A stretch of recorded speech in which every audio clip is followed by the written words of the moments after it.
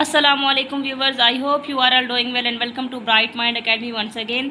आज हम स्टार्ट करेंगे chapter number 2 biology 9th class का, जिसका नाम है बायोडाइवर्सिटी। आज समझेंगे कि बायोडाइवर्सिटी क्या होती है और उसकी इंपॉर्टेंस क्या होती है। ठीक है, तो व्हाट इज़ बायोडाइवर्सिटी?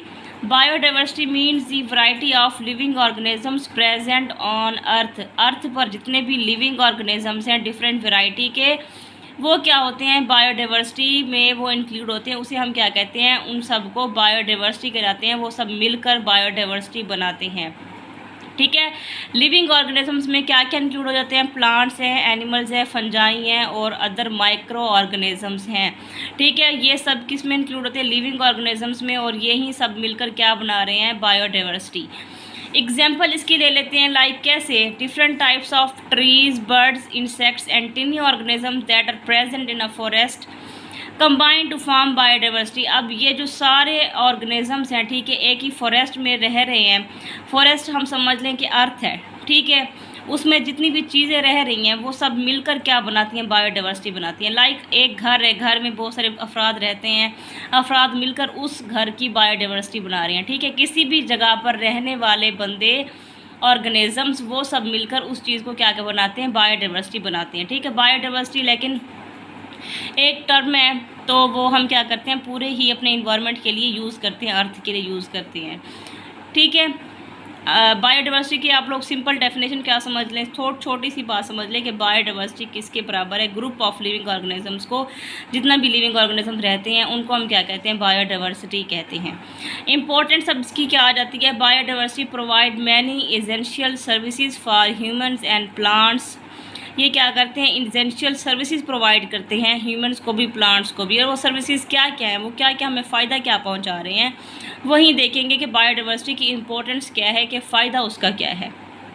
ठीक है, फर्स्ट वन है हमारे पास इकोसिस्टम स्टेबिलिटी। इकोसिस्टम स्टेबिलिटी, वो इकोसिस्टम को स्टेबल कैसे कर रहे हैं? इकोसिस्टम जो हमारे इन्वायरमेंट वगैरह है, ठीक है, उसे स्टेबल कैसे करते हैं biodiversity? It help to maintain ecosystem, जो इकोसिस्टम को मेंटेन करने में मदद देता है। And play important role in bio geochemical cycle. Bio geochemical cycle कौन कौन से? Carbon cycle and nitrogen cycle for example.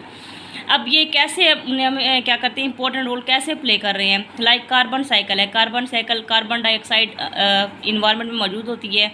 ठीक है, तो कार्बन डाइऑक्साइड को कौन यूज़ करते हैं? प्लांट्स जो होते हैं कार्बन डाइऑक्साइड को फ़िज़ा से लेते हैं, इन्वायरमेंट से, तो उन्हें यूज़ करते हैं। किस लिए यूज़ करते हैं?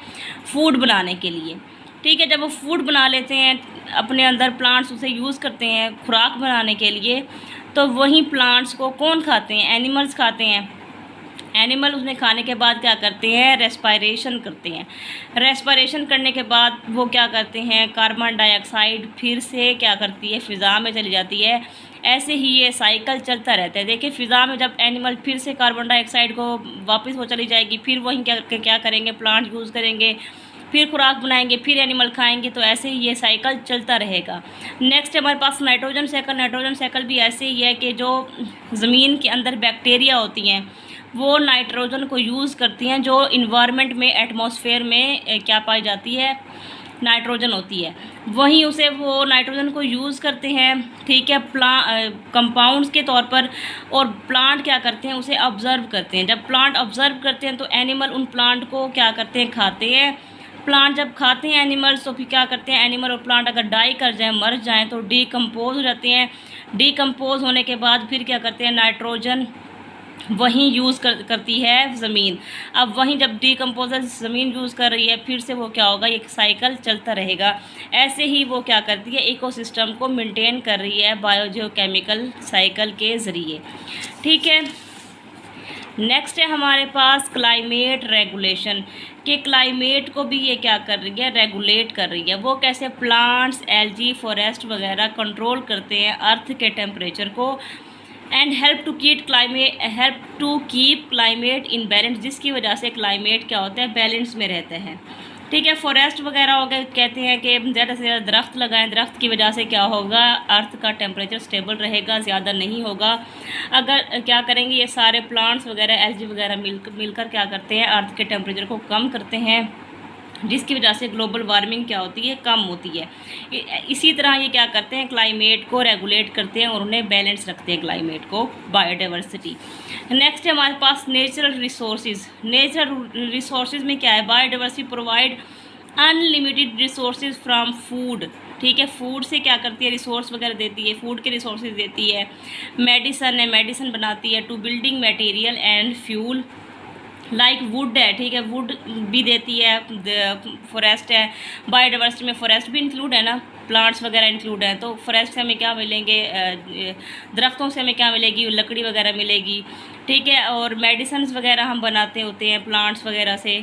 फूड हमें मिलती है कहाँ से, ज़मीन से मिलती है। ज़मीन क्या किस में इंक्लूड है, ज़मीन पर प्लांट्स वगैरह लगते हैं, खेत वो होती है, फसलें वगैरह उगाते हैं, तो वहाँ से हमें क्या मिलती है, फूड वगैरह मिलती है। ठीक है, अब वो लकड़ी वगैरह से क्या होता है, बिल्डिंग मटेरियल वगैरह, फर्नीचर वगैरह यूज़ कर सकते हैं। इसके अलावा और भी जैसे चट्टानें वगैरह है, पहाड़ वगैरह आ गए, ठीक है, वो भी क्या है, बायोडाइवर्सिटी का हिस्सा है।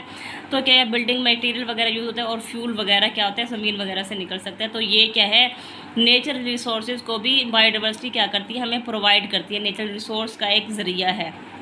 ठीक है, इकोनॉमिक बेनिफिट क्या आ जाता है इसमें, it support different industries for a factories include agriculture, tourism etcetera. ये इकोनॉमिक बेनिफिट भी हमें प्रोवाइड करती है, लाइक डिफरेंट इंडस्ट्रीज़ को ये सपोर्ट करती है। इंडस्ट्रीज़ का काम क्या होता है, हर इंडस्ट्री का काम अलग अलग होता है।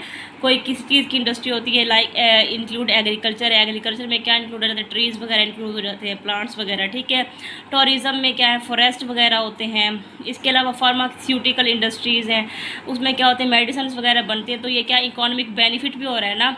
तो अगर इन सब फैक्ट्रीज़ को चलाने में किसकी हमें मदद मिलती है, उसमें क्या करते हैं, लोग काम करते हैं, इंसान काम करते हैं। तो जिसके पास क्या होती है, जॉब वगैरह नहीं होती, तो उन्हें क्या मिलती हैं, जॉब्स भी मिलती हैं इंडस्ट्रीज़ में काम करने के लिए, जिसकी वजह से क्या होता है, इकोनॉमिक बेनिफिट होता है।